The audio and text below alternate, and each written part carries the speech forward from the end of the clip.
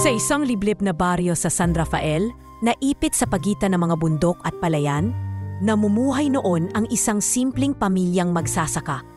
Sa isang maliit na kubo na yari sa kawayan at pawid, naninirahan si Cesar, ang haligi ng tahanan, kasama ang kanyang 6 na taong gulang na anak na si Noel.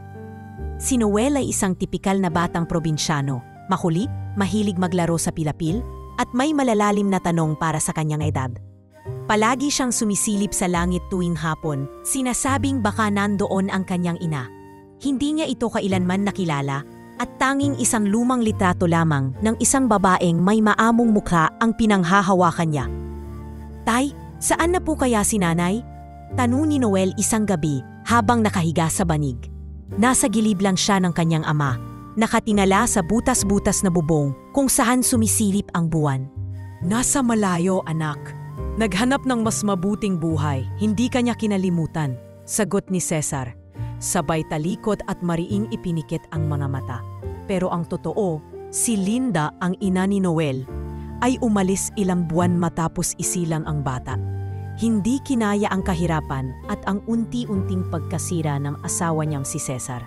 Sa bawat pagkatalo nito sa sugal, sa bawat bote ng gin na nabasag sa sahig ng kanilang tahanan, isang piraso ng pag-ibig ang nawawala. Dati, si Cesar ay respetadong magsasaka. Ang kanyang palayan ay nasa loob ng 3 ektarya, sapat para mabuhay ng maayos. Ngunit 1 taon bago ang kwento ni Noel, ay masunog ang buong sakahan. Sinisi ni Cesar ang pagkakaroon ng electrical spark mula sa lumang water pump. Ngunit sa totoo, dahil ito sa kanyang kapabayaan, nakalimutang patayin ang dekuryenteng motor habang lasing. Pagkaraan ng trahedya, hindi na muling nakaahon ang pamilya. Unti-unting naubos ang naipon nila at si Cesar ay tuluyang nalulong sa sugal at alak. Ang dating mainit na tinig na sumisigaw ng "Tara na anak, mag-ani tayo" ay napalitan ng malamig na katahimikan o malutong na mura. Noong una, sinubukan ni Cesar na bumawi. Namutang siya sa mga kamag-anak, sa mga kaibigan sa sabungan, at kahit sa mga hindi kilalang nagpapautang. "Makakabangon din ako," palagi niyang sinasabi. Ngunit sa bawat sabong na kanyang sinalihan, panibagong utang at panibagong pagkatalo lang ang kanyang naiuwi. Sa gitna ng lahat ng ito, si Noel ay lumaking mahinahon. Marunong siyang maghintay kahit gutom. Marunong siyang magsalita ng may galang kahit hinahambalos ng sinturon. Kapag dumadaan sa harap ng mga kapitbahay, palagi siyang nakangiti, hawak ang bitbit na balde ng tubig o bugkos ng kahoy. Ngunit sa likod ng ngiting iyon ay isang batang halos hindi na makakain ng maayos. "Tay, gutom na po ako," mahina niyang sabi isang gabi. "Wala tayong pera, Noel. Matulog ka na lang. Bukas makakahiram ako kay Mang Isko," sabot ni Cesar na amoy gin at nakaupo sa labas ng bahay. Nagsisiga ng tuyong dahon para itaboy ang lamok. Ngunit hindi dumating ang bukas na yon. Sa loob ng 2 araw, tubig at asin lang ang tanging laman ng tiyan ni Noel. Iyak siya ng iyak sa kanyang sulok, ngunit walang pumapansin. Nakikita siya ng mga kapitbahay na tila may dinaramdam, ngunit walang gustong makialam. Alam nila kung gaano kaprangka at marahas si Cesar kapag pinakialaman. "Desk, kawawa naman yung bata, pero di rin tayo pwedeng makisawsaw," sabi ng isang matandang babae sa kabilang bahay. May tupak yung ama niyan eh. Pagkalipas ng ilang linggo, mas lumala ang sitwasyon. Nabigong makabayad si Cesar sa huling utang niya kay Aling Lucin, isang matandang nagpapautang sa baryo. Pinagbantaan siya nito na kung hindi makakabayad sa loob ng linggo, isusumbong siya sa barangay at isasama sa listahan ng mga dapat kasuhan. Gabi-gabi, tahimik si Noel sa kanyang kutson na gawa sa pinagtagpi-tagping basahan. Payat na siya. Ang mga tadyang ay halatang halata sa ilalim ng kanyang sando. At habang lumalala ang kahirapan, tila unti-unting nawawala rin ang pagmamahal ni Cesar sa kanyang anak. Isang gabi, dumating si Mang Mando, isang kilalang tagapag-alaga ng baboy sa kabilang baryo. May dala itong isang maliit na bag ng pera at isang bote ng alak. Umupo siya sa harap ni Cesar at nagkwentuhan sila ng matagal. May bakante akong tagalinis ng babuyan. Walang pamilya, walang reklamo, wala ring bayad. Kung may maibibigay ka sa akin na ganon, 1,000 ang kabayaran ko sa'yo. Isang bigay lang. Wika ni Mang Mando habang pinapaikot ang alak sa baso. Napatingin si Cesar sa loob ng bahay kung saan nakahiga si Noel, tahimik at wala ng lakas. Ilang segundong katahimikan, tapos ay tinamuan niya si Mang Mando. Kunin mo bukas, 6:00 ng umaga. Sa mga sandaling yon, walang iyak, walang tanong, walang paalam.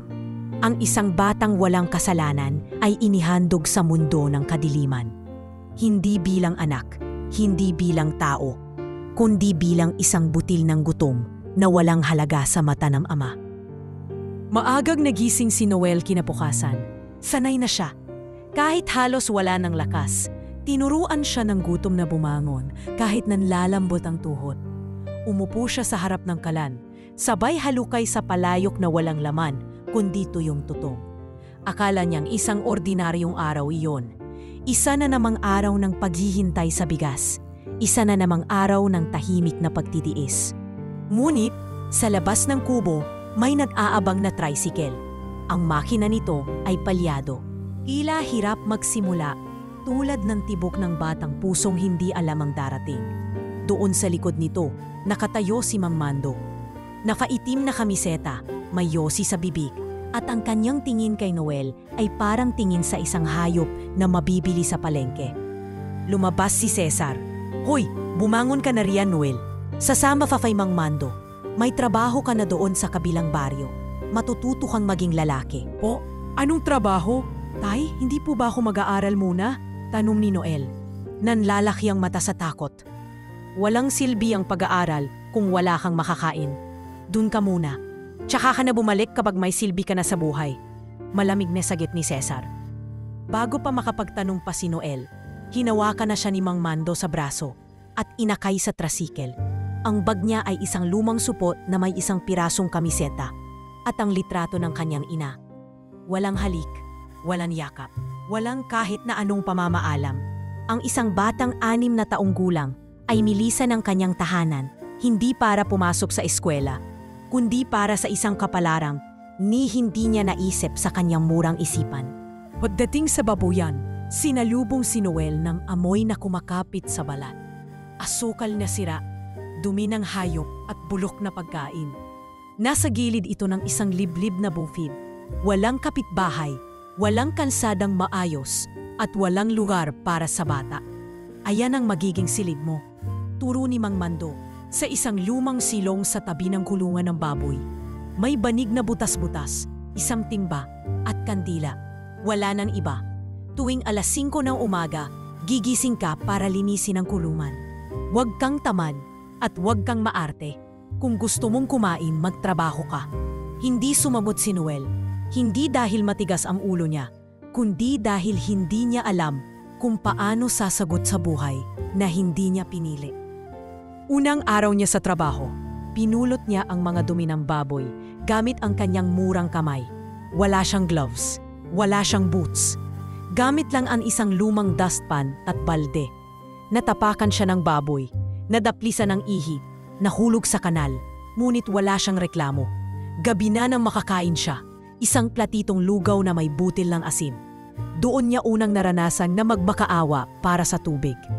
"Tubig po, Mang Mando." "Ano ka, Hari? Hindi ito hotel. Umulan naman kanina. Uminom ka doon kung gusto mo."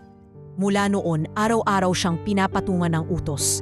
Magpakain ng baboy, mag-igib ng tubig sa balon, magwalis ng paligid, maghugas ng drum. Sa tuwing may pagkakamali siya, binubulyawan, minsan sinasampal, minsan pinapalo ng hose. Isang gabi, nakatulog si Noel habang nakaupo. Nang mahuli ni Mang Mando, binuhusan siya ng malamig na tubig. "Huwag kang tamad, hindi ako nagbayad ng 1,000 para sa batugang katulad mo." 1,000. Iyon lang ang halaga niya. Noong una, hindi niya maintindihan ang ibig sabihin ng sinabi ni Mang Mando. Pero habang tumatagal, habang naririnig na itong paulit-ulit na sinasabi sa mga lasing na kwentuhan, unti-unti niyang natutunan ang buong katotohanan na siya'y ipinagbili. Hindi dinala sa kamag-anak, hindi pinakisuyuan, ipinagbili.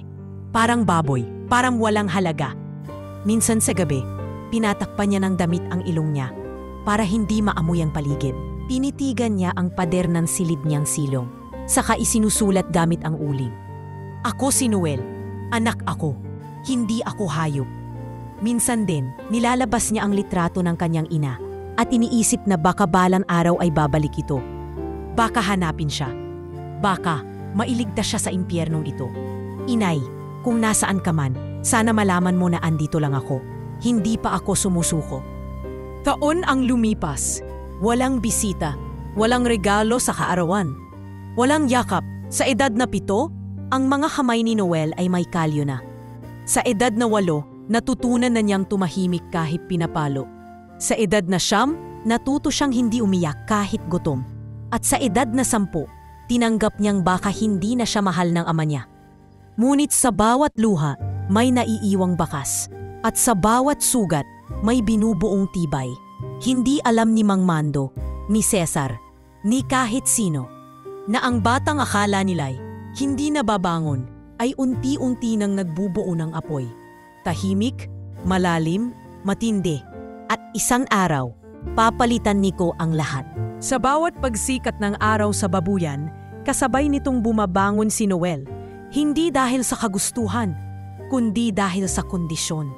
Sa edad 10 taon, kabisado na niya ang bawat sulok ng kulungan ng baboy, kung saan kadalasang nagtatambak ng dumi, kung aling baboy ang mabagsik, at kung kailan dapat mag-igib sa balon para hindi maubusan.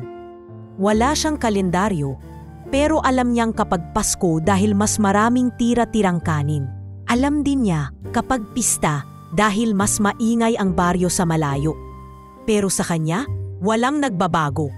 Ang kubo niyang tirahan, isang silong na sinapawan ng trapal at yero, ay naging saksi sa kanyang paglaki. Doon siya unang natutong magluto ng tuyo gamit ang basag na kalan.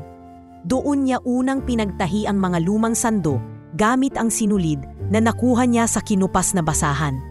At doon din siya unang nagtangkang magsulat gamit ang uling na galing sa nasunog na kahoy at kapirasong karton. Isang araw ng tag-init, habang naglilinis ng kanal, natagpuan ni Noel ang isang lumang plastik na supot sa gilid ng tambak ng basura. Sa loob nito ay may basa at punit-punit na aklat, isang diksyonaryo. May mga ginuhit na letrang halos hindi na mabasa. Hindi niya agad alam ang kahalagahan nito, pero may humila sa kanya para wag itong itapon. Iyon ang naging unang guro niya. Tuwing gabi, sa liwanag ng isang mumurahing kandila o minsan ay apoy sa labas, binubuklat niya ito at binabasa ang mga salitang kaya pa niyang idilat. Baboy, bata, bagyo, bahay. Binibigkas niya ito ng pauli-ulit kahit mali-mali. Nagsimula siya sa mga letrang pamilyar sa kanya. B, M, N. Mga tunog na naririnig niya araw-araw sa murang ngunit marahas na paligid. Baboy, bulong niya minsan habang pinagmamasdan ang mga baboy na natutulog. Katay, katayan.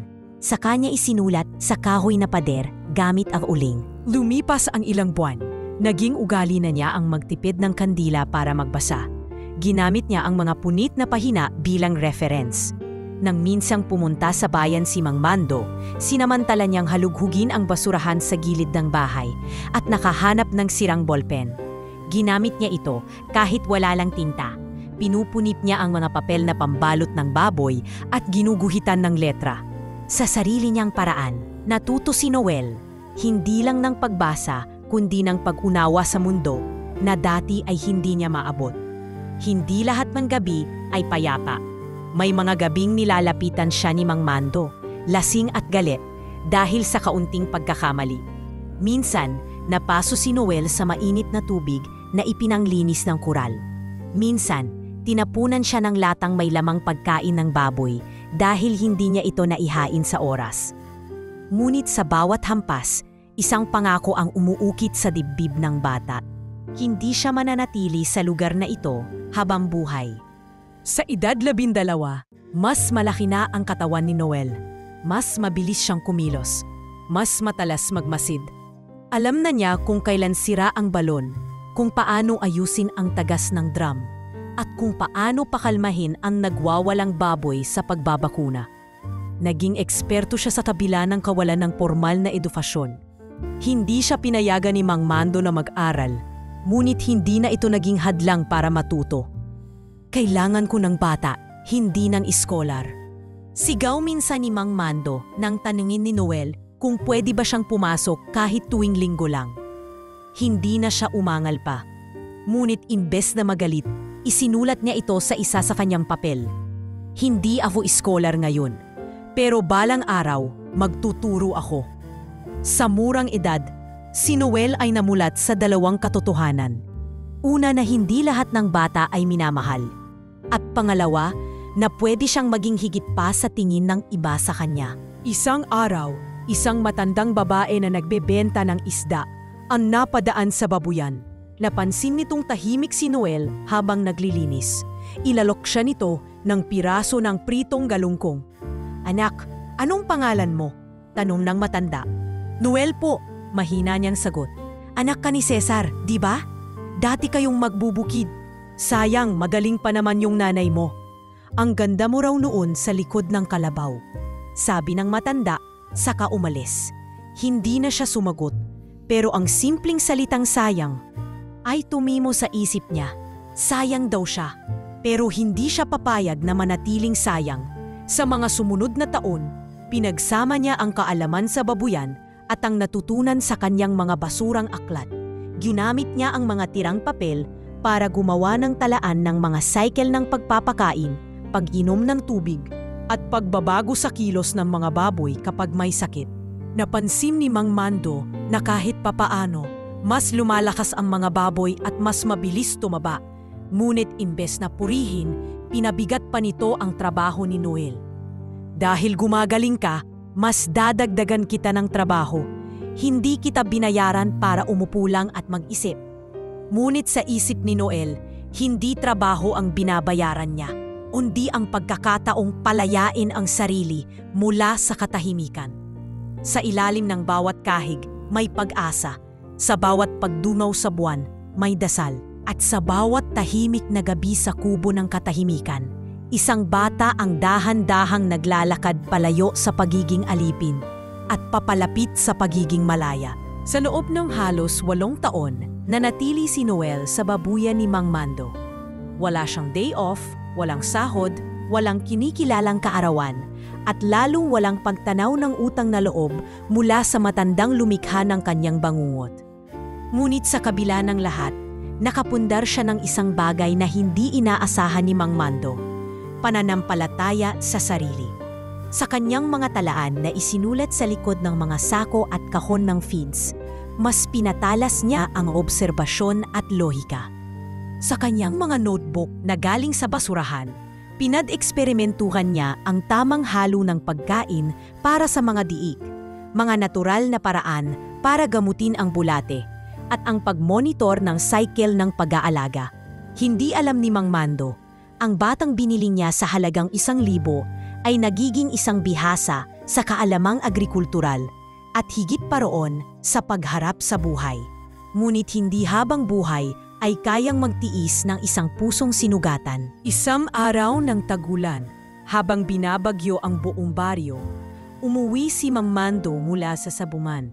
Lasing, sugatan, at galit na galit.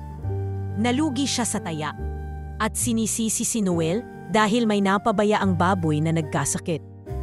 "Wala kang silbi, hayop kang bata ka. Kung hindi lang kita binili noon, sana'y hindi ko na pinatagal pa to." Sigaw ni Mang Mando sabay hagis ng lumang gasera. Tumama ito sa balikat ni Noel. Nagsugat ito. Tumulo ang dugo at sa unang pagkakataon, hindi na siya umiyak. Nang gabing iyon, habang ang ulan ay walang patid sa bubungan ng kulungan, pinalo pa siya ni Mang Mando, gamit ang sinturong may bakal na ulo. Hindi na siya nagreklamo, hindi na siya lumaban.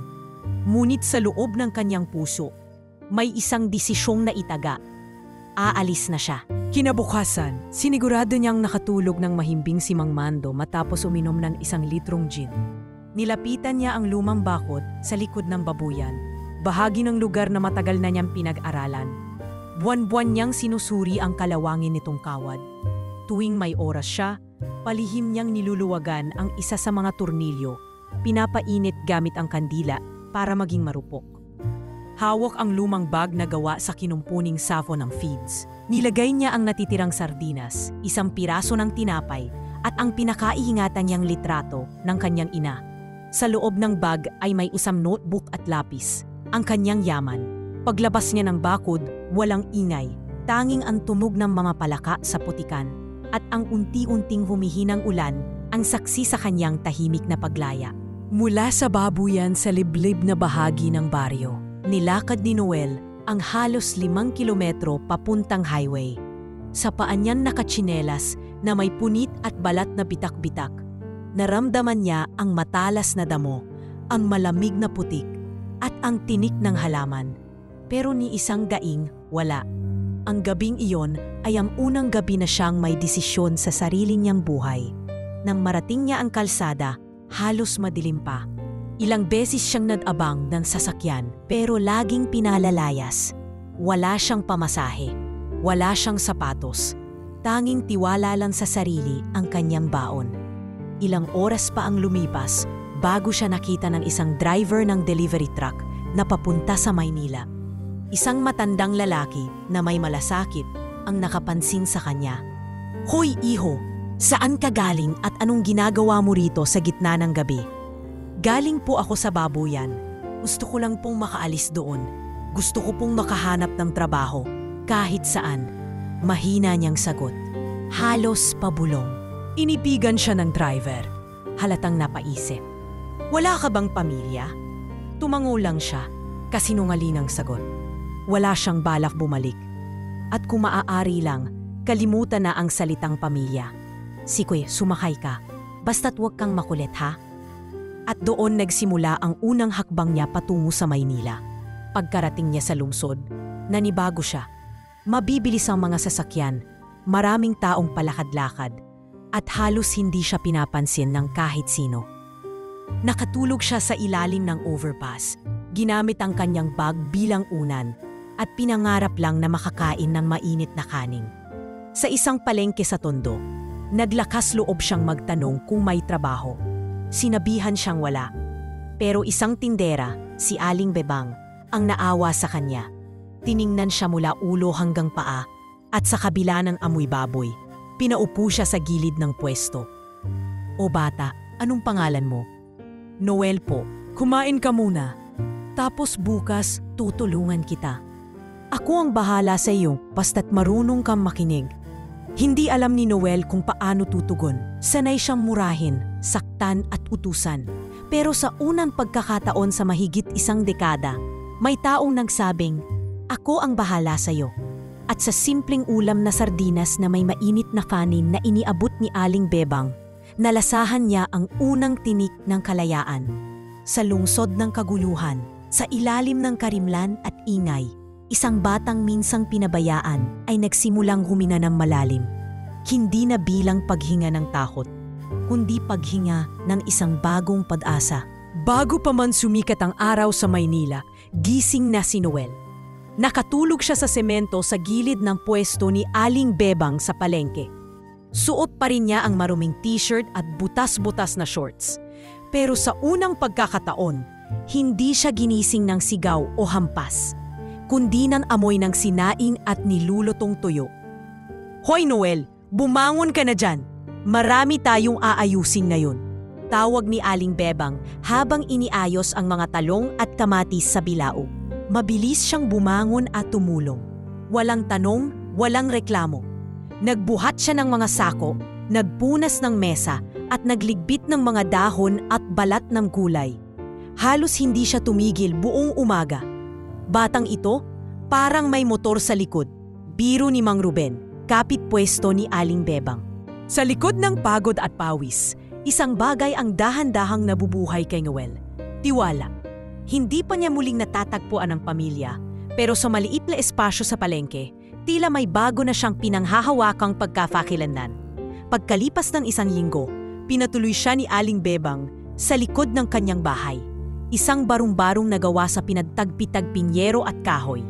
Ibinigay sa kanya ang isang kutson sa sahig, isang lumang kumot, at isang basyong kahon na magiging lalagyan ng mga gamit niya. Isang gabi, habang kumakain sila ng munggo at pritong galunggong, tinanong siya ni Aling Bebang, "Anak, marunong ka bang magbasa?" Tumango si Noel, sabay abot ng isang punit na pahina ng dyaryo na lagi niyang dala. "Kaunti lang po, pero gusto kong matuto." "Aba, kung ganon, isasama kita bukas sa barangay. May ALS program doon, Alternative Learning System. Hindi ka pa huli sa lahat, anak." At doon nagsimula ang bagong kabanata sa buhay ni Noel, ang pagkakaroon ng formal na edukasyon kahit huli na sa edad. Tuwing umaga, nagtatrabaho siya sa palengke. Naghahakot ng gulay, nagbababa ng crates, at minsan ay tumutulong mag-deliver sa mga kainan sa kanto. Bawat baryang kita ay inilalagay niya sa lumang garapon na may label na pangarap. Tuwing hapon, tumatakbo siya patungo sa barangay hall para makasama sa klase ng ALS. Doon siya muling natutong magbaybay, magbilang at magbasa ng mas mahahabang pangungusap. Hindi madali. Minsan, pinagtatawanan siya ng ibang kabataang mas bata sa kanya. "Oh, si kuya, marunong ka na bang mag-ABC? Biro ng isa?" Ngunit hindi siya nagpatalo. "Oo, at balang araw ako ang magiging boss nyo," sagot niyang matatag. Pinansin siya ng isa sa mga volunteer teacher, si Sir Randy, isang retiradong guro na nagtuturo bilang serbisyo sa mga out-of-school youth. Napansin niya ang kasipagan ni Noel. Lagi siyang maaga, laging nagtatanong, at kahit walang notebook, sinusulatan ang kamay gamit ang lapis. Isang araw, pagkatapos ng klase, tinawag siya ni Sir Randy. "Noel, gusto mo bang mag-apply ng scholarship sa lungsod?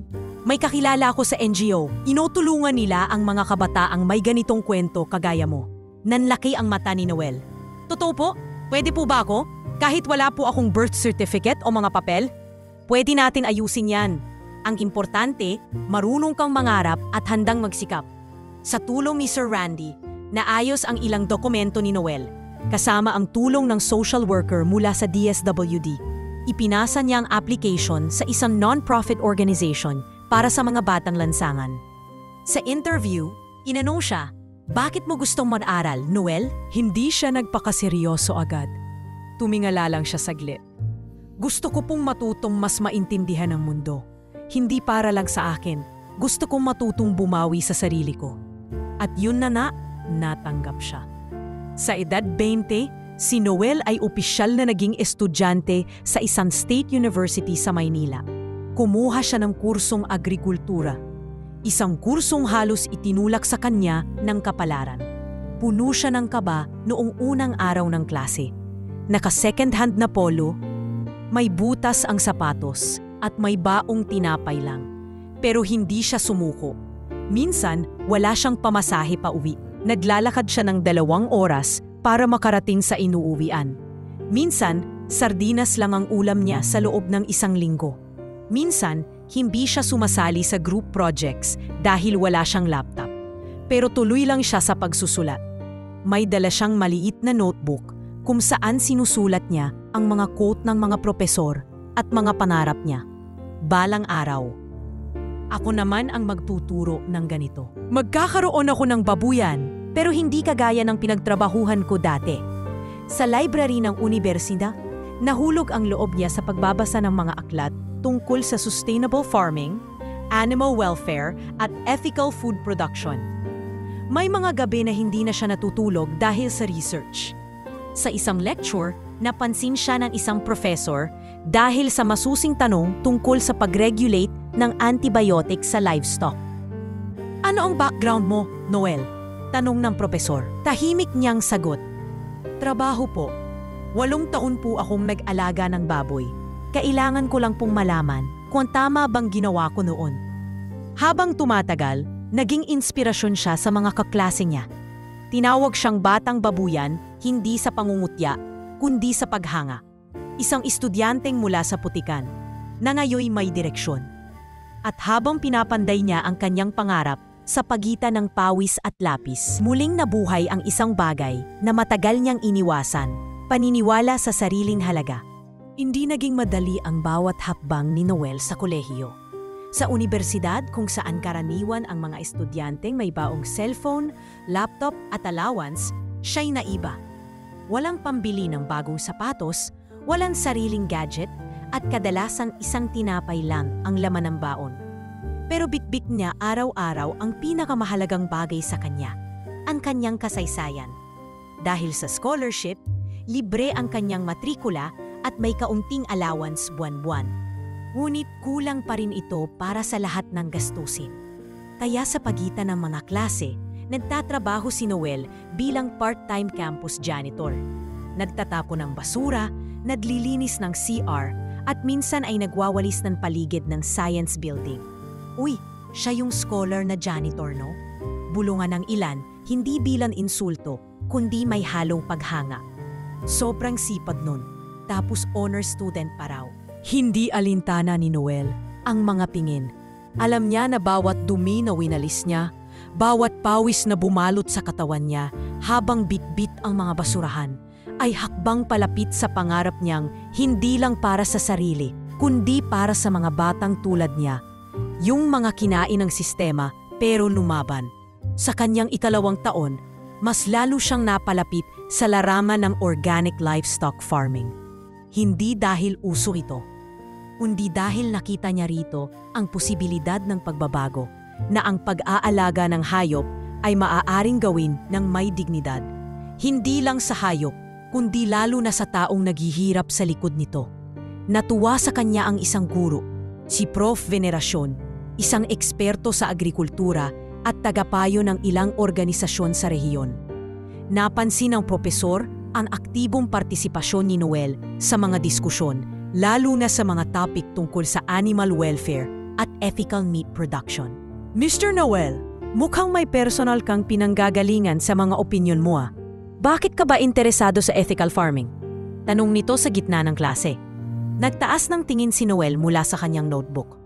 Sir, kasi po, sa 8 taon kong nag-alada ng baboy, ako yung naging baboy para sa ibang tao. Gusto kong baguhin yon. Tahimik ang buong klase.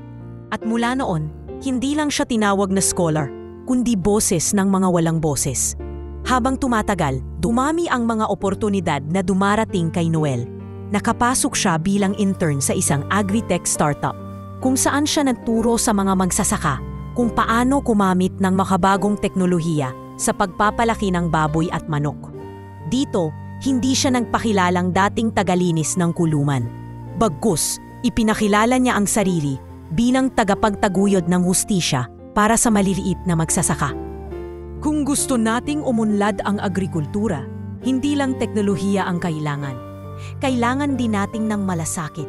Hindi lang sa hayop, kundi lalo na sa mga taong nagtatrabaho sa likod ng amoy, pawis at lupa. Sabi ni Noel sa harap ng isang grupo ng magsasaka sa Nueva Ecija, kung saan siya ipinadala bilang bahagi ng internship ng kanilang kurso. Tahimik ang silid, ngunit damang-dama ang bigat ng kanyang mga salita. Isa-isa siyang nilapitan ng mga magsasaka pagkatapos ng seminar. Isang matandang babae ang nagsabi, "Anak, salamat sa sinabi mo. Hindi lahat ng estudyante ay marunong magbigay galang sa mga tulad naming putik na ang paa araw-araw." Sa puntong iyon, ramdam ni Noel na hindi na siya basta estudyante lang. Unti-unti na siyang nagiging tagapagsalita ng mga taong kinatawan ng katahimikan at kahirapan sa sektor ng agrikultura. Pagbalik niya sa Maynila, mas naging masigasig siya sa kanyang pag-aaral. Minsan, inaabot siya ng 2:00 ng madaling araw sa pagbabasa ng mga kasong isinampa laban sa mga babuyang nagpapabaya sa kalikasan. Pinag-aaralan niya kung paano maisasama ang kaalaman sa siyensya at ang karanasan ng mga lokal na magsasaka upang makabuo ng mas responsableng sistema. Sa kanyang 3 taon, ipinakilala siya ni Professor Veneracion sa isang international research program na tinatawag na Green Livestock Future. Ito'y grant na ibinibigay sa piling mag-aaral na may ideyang matatutulong sa sustainable livestock practices. Isinulat ni Noel ang kanyang proposal sa loob ng 3 gabi. Ang pamagat, Ethical Livestock Farming for the Filipino Farmer, a model based on human dignity and sustainable practice. Sa simula pa lang ng dokumento, isinulat niya, Ang baboy na gutom, agresibo. Ang bata ring gutom, natutong mangarap. Ako ang batang iyon. At sa halagang 1,000 piso, binili ako hindi para sa kaalaman, kundi para sa utos. Ngayon, babayaran ko ang pagkakautang ng mga tulad ko, hindi ng salapi, kundi ng kaalaman. Hindi niya inasahan, ngunit ang proposal niyang iyon ay nanalo ng grant. Sa halagang 150,000 pesos mula sa grant, sinimulan niya ang Project Haligi. Isang pilot farm sa probinsya ng Quezon na ipinatayo sa pamamagitan ng pakikipagtulungan sa isang maliit na komunidad ng dating batang lansangan at anak ng magsasaka. Lahat ng tauhan niya ay may karanasan sa gutom. Lahat sila ay hindi nakatuntong ng kolehiyo. Ngunit lahat sila ay binigyan ng pantay na sweldo, pagkain at pagtrato kasama sa mga desisyon ng pamamalakad ng babuyan. Boss Noel, sigurado ka bang kami ang kukuha ng desisyon kung anong feeds ang gagamitin? Tanong ng isa sa mga batang empleyado, si Jeric. Oo naman. Dito walang tagalinis lang. Lahat tayo pantay. Dito walang batang baboy o batang alipin. Dito, lahat may boses. Ang Project Haligi ay naging modelo ng maliit ngunit maayos na sistemang pang-livestock. Organic ang feed, malinis ang pasilidad, at higit sa lahat, makatao ang pamamalakad. Inanyayahan si Noel ng iba't ibang pamantasan para magsalita sa mga forum, kung saan palagi niyang inuulit. Walang hayop na dapat tratuhin na parang tao, pero walang tao na dapat tratuhin na parang hayop. Sa kanyang huling taon sa universidad, nagsimulang tumampok ang kanyang pangalan sa mga lokal na dyaryo at blog articles. Tinawag siyang ang batang binili sa babuyan na ngayoy bumibili ng lupa para sa kabuhayan ng marami. Ngunit hindi niya kailanman isinapubliko ang buong kwento niya. Para kay Noel, hindi pa ito ang tamang panahon. Bumalik siya sa library kung saan siya unang tumambay sa ilalim ng bentilador. Bit-bit ang kopya ng kanyang thesis. Tiningnan niya ang lumang mesa kung saan siya minsang nagsulat gamit lang ang lapis at lumang papel. Salamat, bulong niya. Noong araw ng kanyang pagtatapos, nakasuot siya ng lumang itim na sapatos. Hindi bago, pero nilinis ng maigi. Bit-bit niya ang toga, hawak ang medalya ng karangalan, at sa gitna ng stage, pinakawalan niya ang isang lihim na kanina pa kinikimkim. Ako po si Noel, anak ng isang magsasaka na nalulung sa bisyo. Isang batang binili sa babuyan. Pero ngayon ay bumabangon bilang haligi ng pag-asa. Sana mas marami pang bata ang makarinig ng ganitong kwento para malaman nilang hindi pera ang halaga ng tao, kundi ang pagkakataong magbago. Tumayo ang buong auditorium sa palakpakan. At sa dulo ng entablado, isang lalaking may hawak na kamera ang lihim na umiiyak. Si Sir Randy, ang unang naniwala sa kanya. Sa gabing iyon, habang tinitingalan niya ang bituin sa labas ng kanyang maliit na opisina sa Quezon, nilabas niya ang lumang litrato ng kanyang ina. Hindi niya alam kung nasaan ito. Hindi niya alam kung buhay pa ba ito. Pero tiningnan niya ito na may buo ng ngiti. Inay, kung nasaan ka man, anak mong dating wala, may pangalan na ngayon. At mula sa ugat ng pangarap na tinanim sa pinakapait ng karanasan, unti-unting tumubo ang puno ng pag-asa. Hindi lang para kay Noel, kundi para sa lahat ng batang pinilit lumaki sa mundong hindi para sa kanila. Matapos ang kanyang pagtatapos sa universidad, hindi na nag-aksaya ng panahon si Noel. Habang ang ibang bagong graduate ay abala sa paghahanap ng opisina o pagtanggap ng mga congratulatory na regalo, siya ay nakatuon na agad sa plano niya, ang Project Haligi. Hindi lang ito basta negosyo. Ito ang sagot sa mga taong hindi binigyan ng pagkakataon, katulad ng sarili niyang dating wala. Gamit ang natitirang grant mula sa Research Award at kaunting donasyon mula sa mga alumni ng universidad, binili niya ang isang bakanteng lote sa liblib na bahagi ng Quezon. Hindi ito malaki. Ang lupang iyon ay palumpong, mabato at matagal nang pinabayaan ng may-ari. Pero sa mata ni Noel, iyon ang perpektong lugar kung saan sisibol ang panibagong simula. Noel, hindi ba masyadong malayo ito sa syudad? Wala bang mas malapit? Tanong ng isa sa kanyang dating kaklase na tumutulong sa dokumentasyon ng proyekto. Mas gusto ko rito. Mas malapit ito sa mga totoong nangangailangan.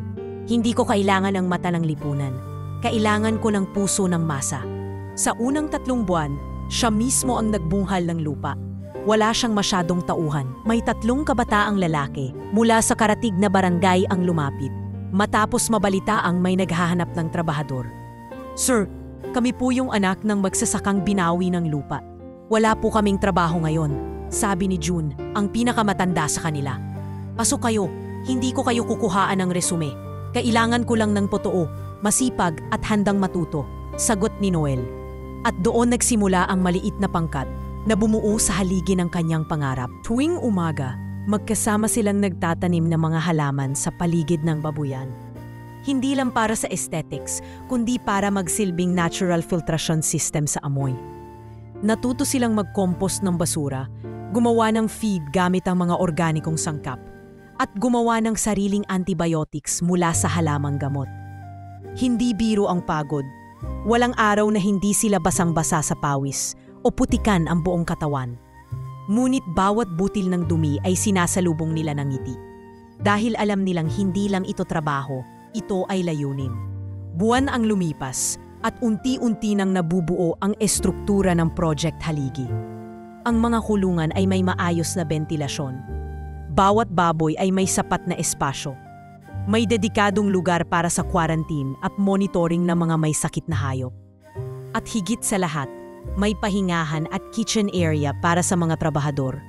Bagay na wala sa babuyan kung saan lumaki si Noel. Isang gabi habang nagkukwentuhan ang grupo, napag-usapan nila ang dating buhay ni Noel. Si June, na ngayoy tinuturing niyang kapatid, ang nagtanong, "Boss, totoo po ba yung sabi nila na lumaki kayo sa kulungan ng baboy?" Tahimik si Noel saglit. Tumingin siya sa madilim na langit, hawak ang tasa ng kape. Oo, hindi ko ito kinahihiya, pero hindi ko rin ito ipagmamalaki. Ang mahalaga, hindi ako nanatili ron. Pero paano po kayo nakaahon? Parang ang hirap nun eh. Usisa naman ni Arvin, ang pinakabata sa grupo. Hindi ko rin alam kung paano ko nalampasan. Pero siguro, kasi bawat araw na binubugbog ako, binibilang ko yon bilang araw palapit sa kalayaan. At yon ang ginawa kong gasolina para makatakbo ng mas malayo. Nang tumuntong sa 2nd taon ng operasyon, lumawak na ang abot ng Project Haligi. May mga lokal na magsasakang lumalapit na para magtanong kung paano nila ito ginagawang matagumpay nang hindi gumagamit ng maramihang gamot o komersyal na feed. Nagdesisyon si Noel na gawin itong open learning farm. Lingguhan, nagsasagawa sila ng libreng seminar sa mga magsasaka at estudyante. Isinisingit pa niya ang leksyon tungkol sa karapatan ng mga batang manggagawa at respeto sa bawat taong bahagi ng produksyon, mula taga-timpla ng pagkain ng baboy hanggang sa nag-aayos ng pasilidad. Isang araw, dumating sa seminar ang isang matandang lalaki na namumukaan ni Noel kahit ilang taon na ang lumipas. Si Mang Naldo, dating katiwala ni Mang Mando. Tahimik lang itong nakaupo sa likuran, may dalang notebook at nakikinig habang nagtuturo si Noel. Pagkatapos ng seminar, lumapit ito. "Noel ba pangalan mo?" tanong ni Mang Naldo, tila nag-aalinlangan. "Oo po. Kayo po si Mang Naldo, di ba? Sa Rosario po kayo nakatira?" "Oo anak, patawad. Alam ko kung sino ka. Alam ko kung anong pinagdaanan mo. Alam ko kung saan ka nanggaling." Hindi sumagot agad si Noel. Ngunit pagkatapos ng ilang saglit, mumiti siya. "Alam ko po. At ayos lang. Layuning maghiganti. Ang gusto ko po, baguhin yung sistema na binulag tayong lahat." Lumipas pa ang mga buwan at ang Project Haligi ay hindi na lamang isang babuyan. Isa na itong kilusan. Dumating ang ilang local officials upang suriin ang proyekto at inirefer ito sa Department of Agriculture bilang model farm para sa ethical and community-based livestock farming. Sa isang pulong ng mga opisyal, sinabi ni Noel, "Ang mga baboy ay hindi lang hayop na pinapataba. Sila ay bahagi ng kabuhayan. Ngunit higit sa lahat, ang mga taong kasama sa pagpapalaki sa kanila, ang mga anak ng magsasaka, Mga batang inabandona, mga katulad ko, ay hindi dapat tratuhing mas mababa sa lupa. Dapat silang maging haligi ng pagbabago. Nagpalakpakan ang buong silid. Sa huling bahagi ng taon, habang tinatapos niya ang annual report ng Project Haligi, napatingin si Noel sa isang lumang larawan na naka-frame sa kanyang mesa. Ang litrato ng kanyang sarili, marumi at payat noong bagong dating sa Maynila. Pinulot niya ito, mumiti at bumulong. Kung makikita mo ako ngayon, siguro mapapanggiti ka rin.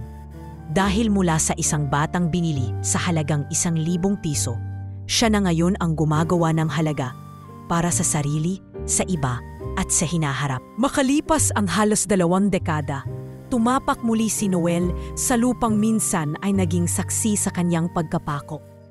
Ang baryong San Rafael, ang dating lugar na tila isang kulungan sa kanya, nayo'y tila isang lumang bangumot na muling bumabalik, hindi upang takutin, kundi upang harapin. Hindi na siya ang dating batang walang tsinelas. Nakasapatos na siya ngayon, maayos ang kanyang polo, at may kasamang field assistant na sumasama sa kanya para sa ocular survey ng mga lupang plano niyang bilhin para sa community livestock expansion ng Project Haligi. Ngunit hindi niya sinabi kung sino talaga siya.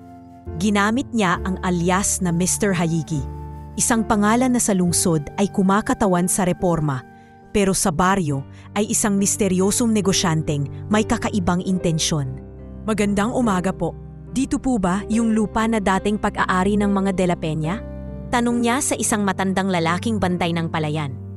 Oo anak, matagal nang binenta yan. Walang nangahas na bumili. Sabi kasi may kwento raw ng isang batam na wala ron. Parang isinumpa ang lugar. Napangiti si Noel.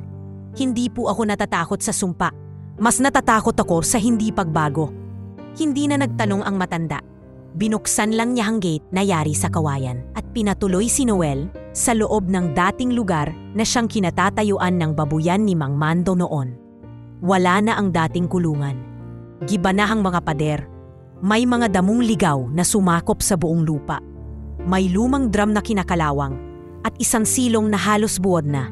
Sa gilid ng lote, nakita niya ang maliit na espasyo kung saan siya dating natutulog, kung saan siya unang natutong magsulat ng "Ako si Noel." Uminga siya ng malalim, tiningnan ng paligid, at saka pabulong na sinabi, "Bumalik ako, hindi para muling maalipin kundi para palayain ang bawat alaala."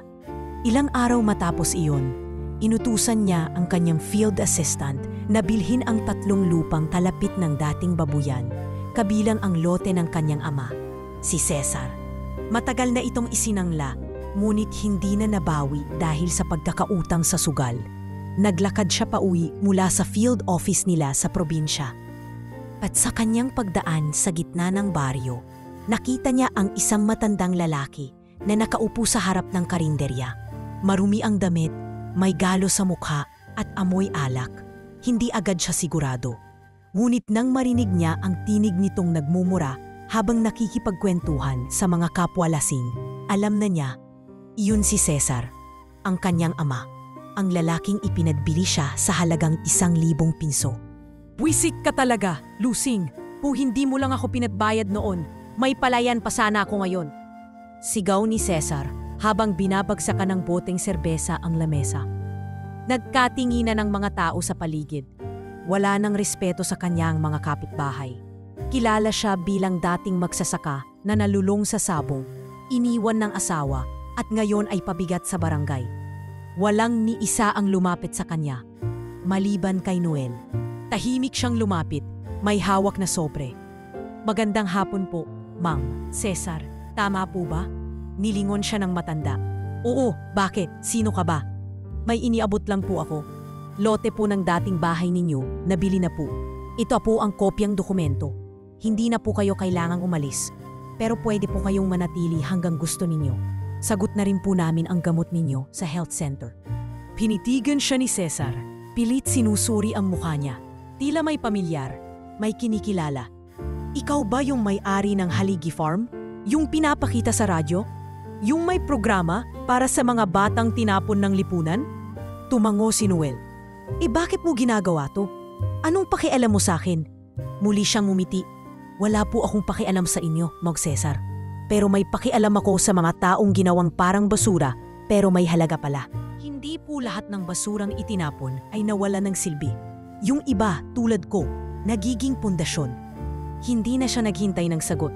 Umalis siyang muli nang hindi lumilingon. Kinagabihan, habang nakasakay siya pauwi, tinitigan niya ang baryo mula sa loob ng sasakyan. Nakita niyang giba ang lugar, hindi lang pisikal, kundi moral. Maraming bata ang hindi nag-aaral. Maraming magsasata ang ibinenta ang lupa kapalit ng instant na kita.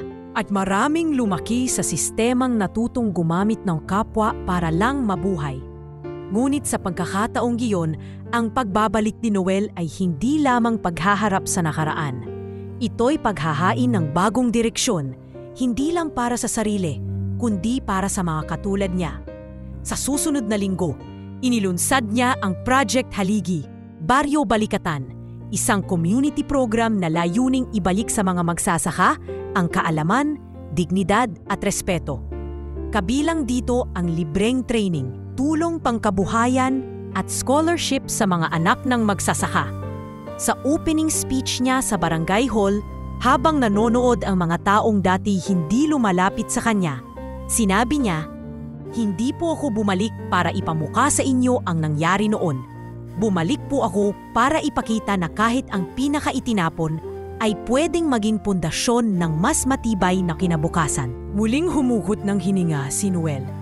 At bago bumaba sa entablado, tumingin siya sa likod ng hall. Doon, nakaupo ang isang matandang lalaki, nakayuko, tahimik, nangingilid ang luha. Si Cesar, ang dating ama, nayo'y tagapakinig. Hindi sila nag-usap, ngunit sa katahimikan ng sandaling iyon, sapat na ang mga mata upang maintindihan ang 2 dekadang hindi na ibulalas na damdamin. Sa gabing bumalik si Noel sa lungsod, pagkatapos ng pagtatagpo kay Cesar, hindi siya nakatulog agad. Hindi dahil sa galit, yon ay matagal na niyang nalampasan. Ang bumabagabag sa kanya ay ang bigat ng responsibilidad. Bumalik siya hindi para lang guwisita sa nakaraan, kundi para buwagin kang sistemang umubos sa kanyang pagkatao. Sa unang pagkakataon, nais niyang simulan ang hustisya na may mukha ng pagbabago. Hindi yung hustisyang may kasamang sigawan o rehas, kundi yung hustisyang tahimik, matalim at may dalang permanenteng epekto. At ang una niyang hakbang, ang pagbagsak ng babuyan ni Mang Mando. Sa mga dokumento ng lokal na munisipyo, nakita niya na ilang ulit nang naireklamo ang babuyan ni Mang Mando. Mula sa polusyon sa ilog, pagpapabaya sa mga hayop, hanggang sa child labor. Ngunit lahat ng iyon ay natatabunan dahil sa lagay, koneksyon at matagal ng ugat ng impluensyang hindi basta-basta natatanggal. Ngunit si Noel, hindi pumasok sa labang ito nang walang sandata. Una niyang ginawa ay bilhin ang lahat ng supplyan ni Mang Mando, mula feeds, gamot, hanggang sa kontak na nagsupply ng tubig sa babuyan. Gumamit siya ng ibang pangalan at sa tulong ng ilang koneksyon mula sa kanyang mga kapwa agriculturist at negosyante, dahan-dahan niyang isinara ang daan ng kabuhayan ni Mang Mando. Sa isang meeting ng board ng lokal na feed supplier, inutusan ni Noel ang kanyang kinatawan. Ang layunin natin ay simple lang. Kapag siya ang bumili, doble ang presyo. Kapag hindi kaya, huwag tanggapin ang order. Pero huwag niyong ipaalam kung sino ang nasa likod nito. Sa loob lamang ng 2 buwan, nagtaas ng reklamo si Mang Mando sa barangay. Pinag-iinitan ako ng supplier. Wala nang gustong mag-deliver ng feeds. Ngunit ang sagot sa kanya, hindi po kayo exclusive. Business decision lang po yan ng kumpanya. Hindi siya nagduda. Pero unti-unti na niyang nararamdaman ang epekto. Ang mga baboy ay nagsimulang magkasakit. Ang dating tuloy-tuloy na kita ay naging butas-butas at ang mga tauhan niya, na karamihan ay bata pa rin, isa-isang umalis. At dito pumasok si Noel sa ikalawang yugto ng kanyang plano. Itinatag niya ang Haligi Livestock Training Center, ilang kilometro lamang mula sa baryo. Ang pangunahing layunin, magbigay ng libreng edukasyon at trabaho sa mga batang dating nagtatrabaho sa mga babuyan. May paunang sweldo, libreng pagkain at akses sa libreng edukasyon sa gabi. Mula sa halos walang laman na talaan ng mga aplikante. Umabot ito sa mahigit 20 bata sa loob ng isang linggo. Kalahati rito ay dating tauhan ni Mang. Isa sa mga ito si Enzo, 15 anyos, dating tagapagsalok ng tubig sa babuyan. Sir, noon po wala kaming kahit paligo. Dito po may sabon pat kwarto. Para po akong nananaginip. Noel patted his back. Totoo to, Enzo. At simula ngayon, ikaw na ang magpapasya kung paano ka lalago. Hindi na ang amo mo. Habang lumalakas ang Haligi Center, patuloy na nalulugmok ang negosyo ni Mang Mando. Wala na siyang bagong tauhan, wala nang makuhang supplier, at may mga barangay tanod nang palaging sumusugod sa kanyang pasilidad dahil sa reklamo ng masangsang na amoy at tubig na kulay itim. At hindi pa doon natapos ang plano ni Noel. Pinuntahan niya ang isang investigative journalist mula sa isang kilalang pahayagan. Ipinasa niya ang mga naipong dokumento, video ng mga batang nagtatrabaho sa kulungan, resibo ng peking gastos, at litrato ng kondisyon ng mga hayop. Hindi niya sinabi kung sino siya. Hindi niya ibinunyag ang kanyang personal na ugnayan. Ang sabi lang niya, isang dating bata ang humihingi ng tulong. Ilabas ninyo ang totoo.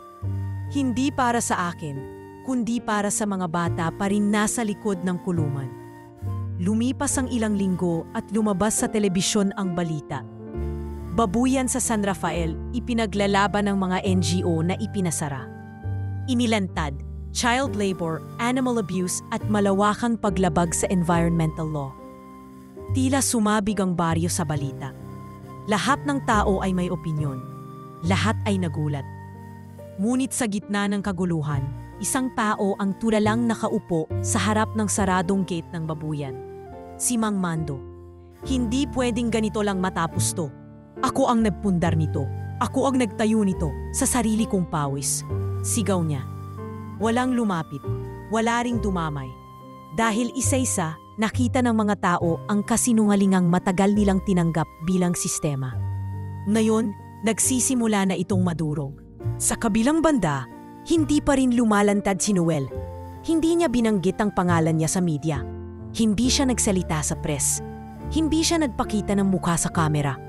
Para sa kanya, ang tunay na paghihiganti ay hindi pagbagsak ng kaaway, kundi ang pag-angat ng mga dating inaapakapakan. Ang bawat bata na ngayon ay natutong magbasa, nagsusulat ng pangarap at marunong humindi sa pang-aabuso. Iyon ang kanyang tunay na tagumpay. At habang pinagmamasdan niya mula sa veranda ng kanyang training center ang patag na lupang dating babuyan, binigkas niya sa sarili. Gumuho ang pader, pero ngayon pa lang ako magtatayo ng tahanan. Hindi para sa akin, kundi para sa mga batang nawalan ng tahanan noon. Araw ng linggo. Sa baryo ng San Rafael, isa itong tanging araw kung kailan natatahimik ang kalye, nagsasara ang mga sabungan, at nauuna ang puting damit kaysa pulang alak. Mula sa himig ng kampanilya ng simbahan, unti-unting nagsisipasok ang mga deboto, mga matandang babae, ilang mag-anak, at mga batang pinilit isama para lang hindi maglaro sa kalsada. Nasa labas ng simbahan, sa isang lilim ng akasya, nakaupo si Cesar, ang dating magsasakang nayo'y isang pulube. Nakalaylay ang maruming tuwalya sa kanyang balikat at ang kanyang punit-punit na pantalon ay halos hindi na natatakpan ang mga galos sa kanyang tuhod. Wala na siyang kinikilala. Matagal na rin siyang hindi pinapansin ng mga taga-baryo. May hawak siyang lumang lata ng biskwit na ginawang alkansya. Sa tabi nito'y isang karton na may sulat kamay na mensahe. Tulong lang po, kahit kaunting barya, pagod na ang matanda. Hindi niya alam na sa araw na iyon, haharap siya sa aninong matagal na niyang kinalimutan. Mula sa kabilang kalsada, nakatayo si Noel, naka-blue na polo, itim na pantalon, at simpleng rubber shoes. Bit-bit niya ang isang sobre. Tinitigan niya si Cesar sa malayo. Parang binabasa ang mukha ng matandang, minsang ipinagpalit siya sa 1,000 piso. Parang kailan lang, malakas pa ito, sigaw ng sigaw, sigla sa sigla. Pero ngayon, tila kaluluwa na lang ng dating ama. Ito na ang tamang oras, bulong niya sa sarili. Lumapit siya ng dahan-dahan. Bawat hakbang ay may bigat ng 2 dekada, hindi ng galit, kundi ng katanungan. Hindi niya alam kung ano ang sasabihin. Wala siyang kasiguraduhan kung anong reaksyon ang matatanggap. Pero isa lang ang tiyak, kailangan niya itong gawin, hindi para sa ama niyang nasa harap niya, kundi para sa batang siya, na minsang iniwan, kinalimutan, at ibinenta.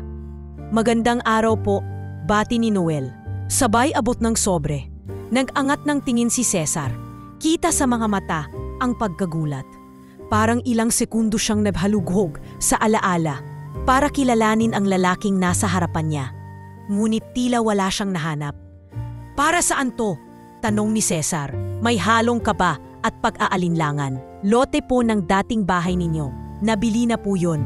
Nasa inyo pa rin ang karapatang manatili roon habang kayo'y nabubuhay. Pero kung nais nyo ng tulong, pwede po kayong lumipat sa isang mas maayos na tirahan. Sagot na rin po ang gamot nyo sa health center. Naka-enroll na po kayo. Napatitig si Cesar sa sobre. Nanginig ang kanyang mga kamay habang binubuksan ito. Nandoon na mga dokumento, certificate of occupancy at isang referral slip ng doktor para sa libreng gamutan. Bakit? Sinong nagsabi sa iyo na gawin to? Kilala ba kita? May halong duda ang kanyang tinig. Ngumiti si Noel. Hindi mapait, hindi mapanumbat. Isang ngiti ng isang taong may dala, hindi ng galit, kundi ng pagpapalaya. Wala pong nagsabi. Ginusto ko lang pong tulungan ang isa sa mga taong minsang naging parte ng kwento ko. Ako ba yon? Parte ba ako ng kwento mo? Tanim ni Cesar. Mas malalim ang tono. Parang unti-unting may naaalala. Ngumiti ulit si Noel, bahagyang gumiling. Hindi po kailangang malaman kung sino ako. Ang mahalaga, may tao pa ring naniniwala na ang kahit sinong iniwan ng mundo ay may karapat-dapat na wakas. Tumayo na siya, akmang aalis. Sandali, bulong ni Cesar. Mahina, paubo, halos hindi narinig. Lumingon si Noel. Ano yung pangalan mo, iho? Tahimik. Isang saglitang lumipas bago siya sumagot. Ako si Noel. Nang marinig ni Cesar ang pangalan, parang may bumagsak sa kanyang dibdib. Nanginginig ang kanyang mga kamay habang binaba ang hawak na lata ng limos. Noel, ulit niya, halos pabulong. Noel, anak ko yan. Bulong niya sa sarili habang lumuluhang pinagmamasdan ang paalis ng lalaki. Hindi na lumingon si Noel. Tumawid siya ng kalsada, papalayo sa simbahan. Patungo sa sasakyan na naghihintay sa kanya. Sa loob ng simbahan, nagsimula ang misa. Nagsimula na ring tumugtog ang organo. Sa labas, habang nauupo si Cesar sa lilim ng akasya, itinakip niya ang tuwalya sa kanyang mukha at umiyak.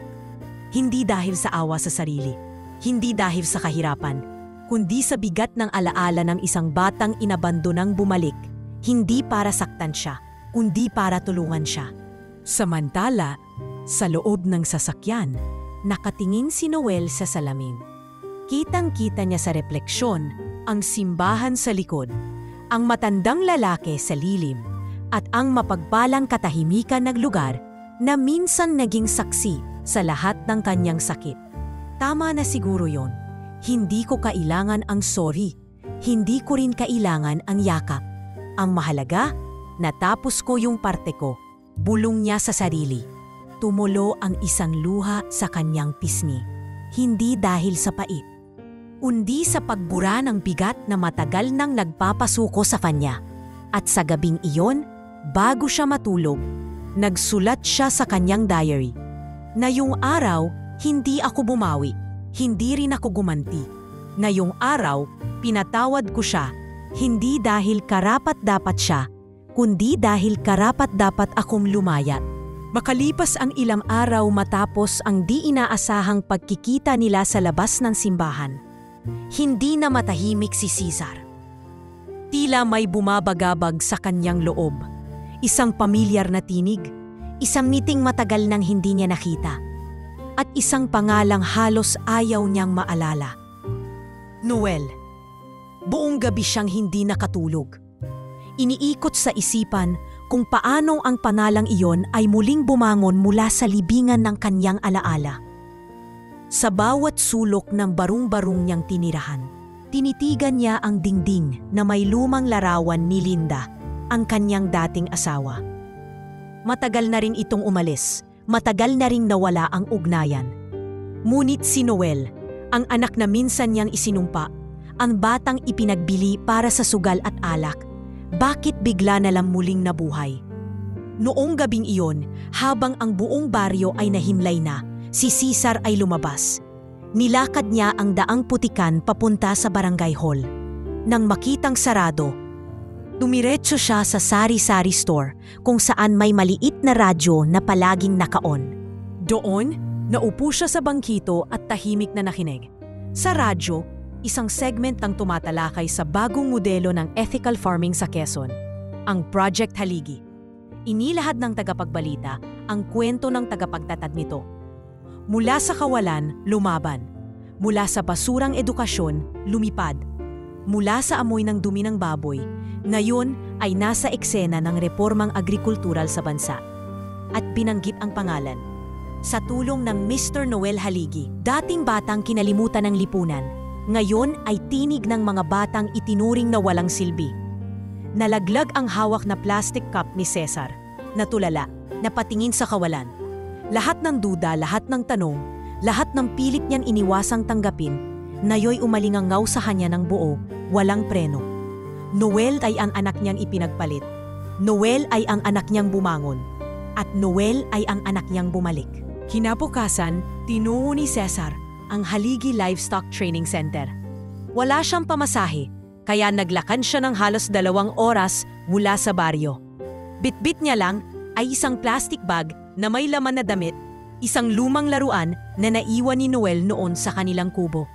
Isang kotse-kotsehang kahoy na may gulong na takip ng boteng soft drinks. Pagdating niya sa harap ng gate ng center, pinigilan siya ng gwardiya. "Tay, may appointment po ba kayo?"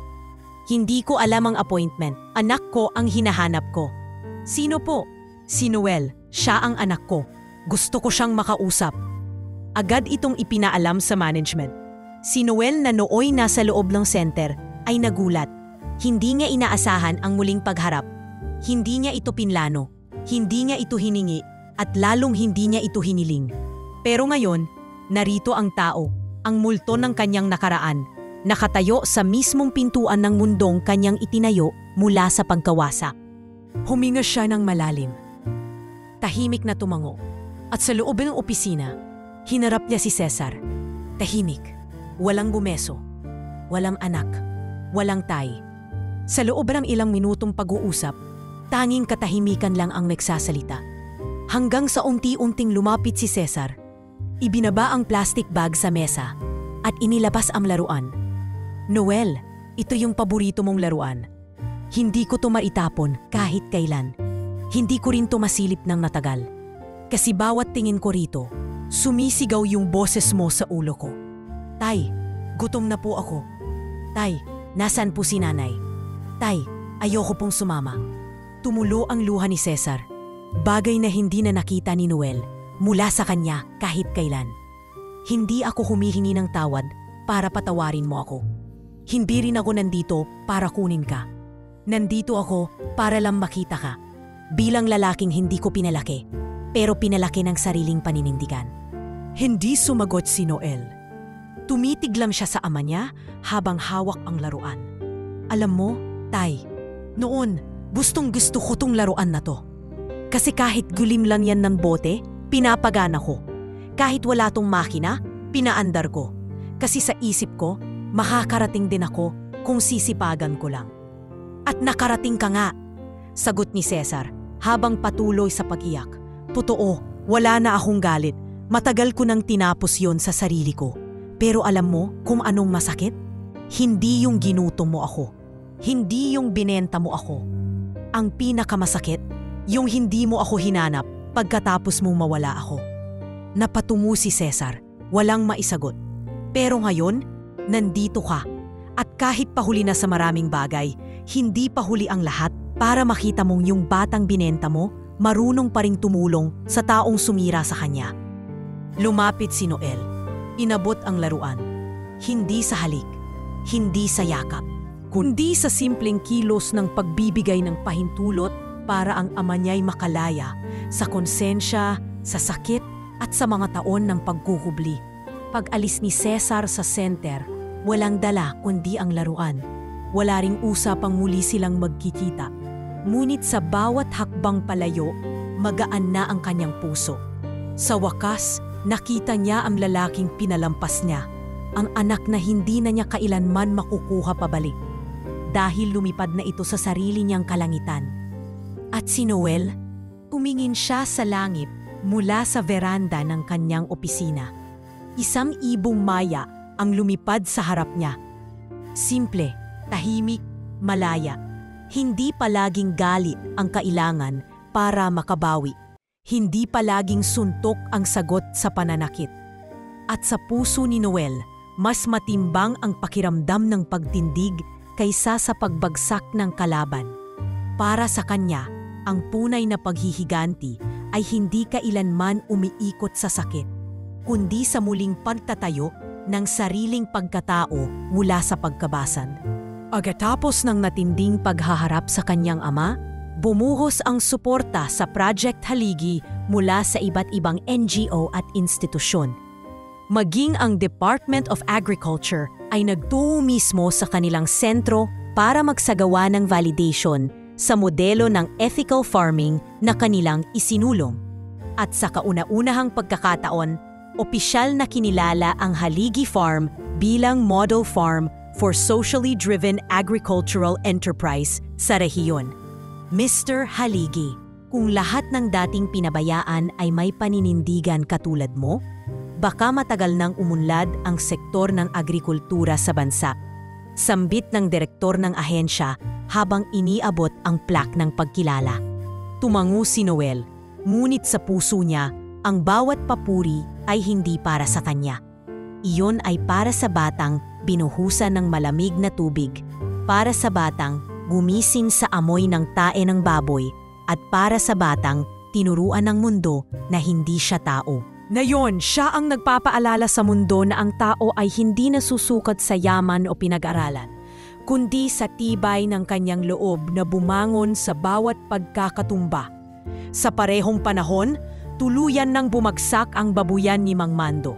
Matapos ang sunod-sunod na kaso ng paglabag sa labor law, environmental law at animal cruelty, ipinasara ito ng lokal na pamahalaan. Nakunan pa ito ng balita kung saan kitang-kita si Mang Mando na lumalabas ng compound, dala ang iilang gamit habang nakikipagtalo sa mga tanod. "Pinagkaisa niyo ako! Pinalibutan niyo ako! Wala kayong puso!" sigaw niya habang nanginginig sa galit. Walang sumagot, at sa huling ulat ng barangay, si Mang Mando ay lumipat sa kabilang bayan at namamalimos na lang sa kalsada. Iniwan ng pamilya, sinukuan ng lipunan. Balita ring nabalitaan niya kung sino talaga ang dahilan ng lahat. Si Noel, yung batang binili ko ng 1,000? Siya pala yun? Bulalas niya minsan kausap ang dating supplier. Kung alam ko lang, sana tinapos ko na siya noon pa. Ngunit huli na. Hindi siya sinaktan ni Noel. Hindi siya dinemanda. Hindi siya pinahiyak sa publiko. Ang ginawa lang ng binata ay iangat ang sarili. At ang pag-angat niyang iyon ang siyang naging mismong hukay ng kanyang dating amo. Habang bumabagsak si Mang Mando, kabaligtaran ang nangyayari kay Noel. Lumawak ang farm operations, dumami ang scholar ng kanilang training center. Nagkaroon ng mga programa para sa mga single mothers, dating drug surrenderies, at mga out-of-school youth. Bawat isa sa kanila, kapag tinanong kung anong ibig sabihin ng haligi, may iisang sagot. Lugar to ng mga binigo pero hindi bumigay. Sa loob ng center, isa sa mga estudyanteng si Tenten, 12 anyos, ay minsang tinanong si Noel habang sila'y nagtatanim ng halamang gamot sa kilid ng pasilidad. "Sir, totoo po bang binenta kayo ng tatay niyo sa babuyan dati?" Napahinto si Noel. Tumingin sa bata. Natawa ng kaunti at sabay tanong pabalik. "Anong palagay mo? Mukha ba akong tao o baboy?" "Tao po. Pero parang mas higit pa sa tao. Parang bayani," sagot ng bata, habang ngumiti. "Hindi ako bayani, Tenten. Isa lang akong bata noon na sinaktan. Pero pinili ko na wag na akong manakit pabalik." Tumango si Tenten, saka muling nagbungkal ng lupa. Sa pagtatapos ng taon, naglunsad si Noel ng isang programa na tinawag na Haligi ng Bayan, isang network ng mga farm-based learning hubs na ipapalaganap sa buong rehiyon. Layunin nitong i-integrate ang moral formation, technical skills training, at counseling para sa mga kabataang galing sa trauma. Sa launching ng programang ito, nagbigay si Noel ng talumpating hindi niya inaakalang sasabihin niya minsan sa buhay. Ako po si Noel. Dating batang dinala sa babuyan hindi para matuto, kundi para mabura. Pero hindi nila ako nabura. Dahil bawat araw na dumaan sa akin, tinuring kong aralin. Tinuring kong sandata. At ngayon, lahat ng iyon ay binanday ko para sa inyo. Walang batang dapat ituring na basura. At kung meron ngang taong dapat nating bigyang pansin, sila yung mga tahimik lang, pero matagal nang sumisigaw sa loob. Dito sa Haligi, bawat sigaw ay dinirinig. Bawat luha ay pinupunasan at bawat pangarap ay tinutulungan. Dahil dito, walang batang binili. Lahat may halaga. Nagpalakpakan ng lahat. Tumayo ang mga opsyal, mga partner mula sa NGO at mga bisita mula sa iba't ibang probinsya. At sa likod ng silid, sa tabi ng pintuan, nakatayo si Cesar, tahimik luhaan, at hindi na sana pupunta. Pero hindi kinaya ng puso niyang palampasin ang sandaling iyon. Pagkatapos ng programa, lumapit siya kay Noel. Hindi na siya nagsalita. Yumuko lang siya. Inapik siya ni Noel sa balikat. Tay, wag na po kayong yoko ng yoko. Hindi po to simbahan. Dito po, lahat tayo pantay. Tumango si Cesar, hindi makapagsalita.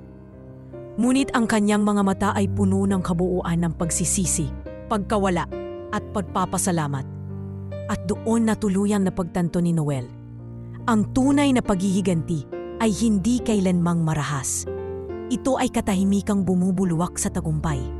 Ito ay pagpapatunay na kahit ang pinakamasaklap na sugat ay kayang gamutin ng pagkilos, hindi ng karahasan. Ito ay pag-anat na may dalang kamay sa mga iniwan, hindi paa sa mga pumatong.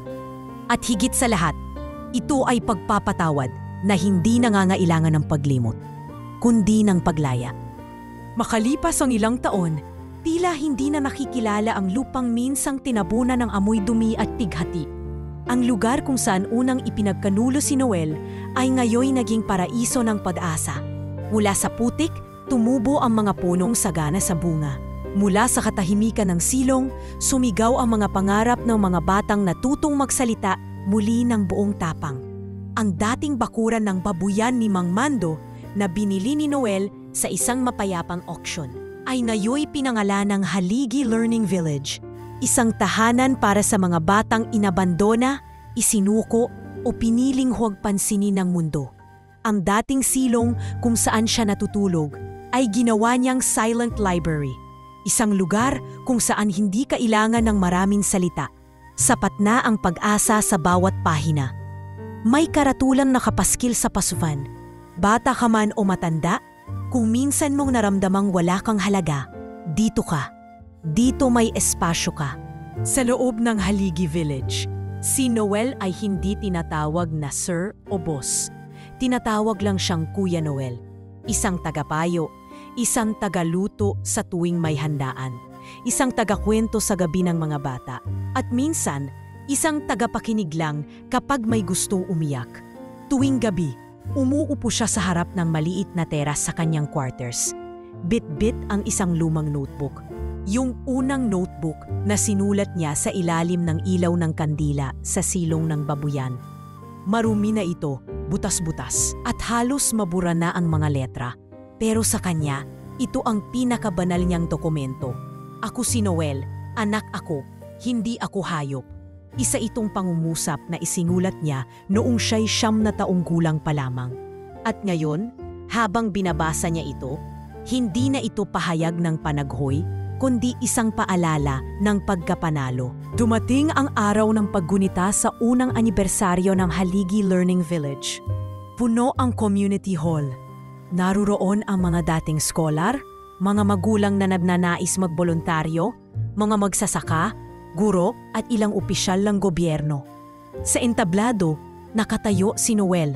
Suot ang kanyang lumang polo na kulay bughaw. Pareho ng suot niya noong unang araw na bumalik siya sa San Rafael. Sa araw na ito, hindi nating ginukunita ang pagtatapos ng sakit. Hindi nating ipinagdiriwang ang tagumpay ng isa. Sa araw na ito, pinapakita natin sa mundo na kahit sino, kahit anong baitang ng buhay siya ibinaba, ay may kakayahang tumindig muli. Hindi para apakan ang iba, kundi para hawakan ang kamay ng mga naiwan sa ilalim.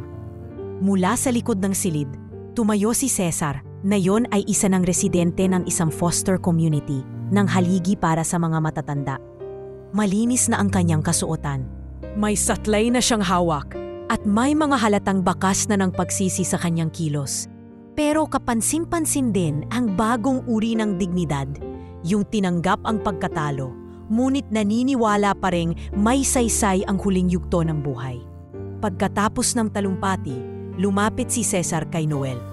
Hawak niya ang isang simpleng kahon na gawa sa kahoy. Anak, una niyang bunad, saka huminto saglit. Hindi ko na sinubukang bumawi. Pero kung papayagan mo, gusto ko lang maramdaman na ngayong huling mga taon ko, nakatayo ako sa tabi mo, hindi sa likod mo. Bumuntong hininga si Noel. Tinanggap ang kahon. Binuksan niya ito. Sa loob, naroon ang lumang perang papel, 1,000 piso, na balot sa plastik at punit na sa gilid.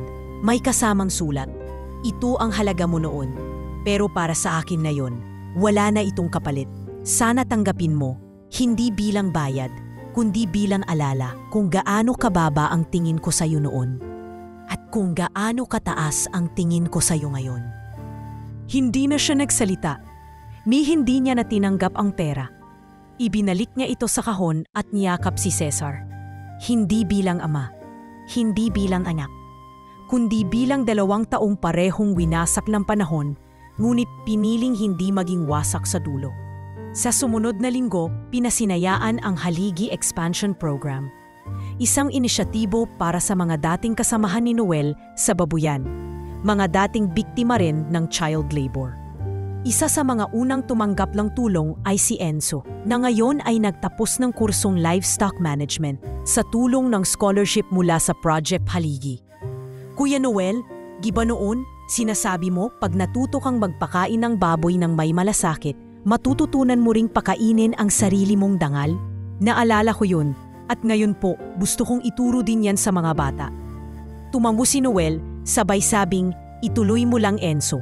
Dahil balang araw, ikaw na ang magiging haligi ng iba.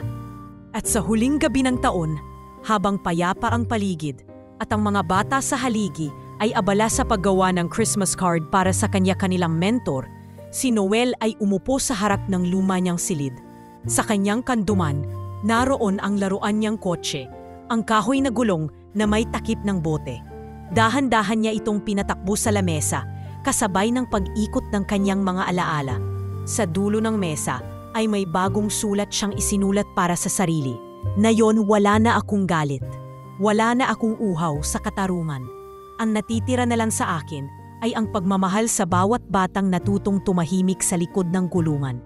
Hindi ako lumaban para maghiganti. Lumaban ako para hindi na muling may batang ipagbili sa halaga ng baboy. Pagkatapos, pinatay niya ang ilaw, tumayo, huminga ng malalim, at habang natutulog ang buong komunidad, tahimik siyang pumasok sa kanyang silid.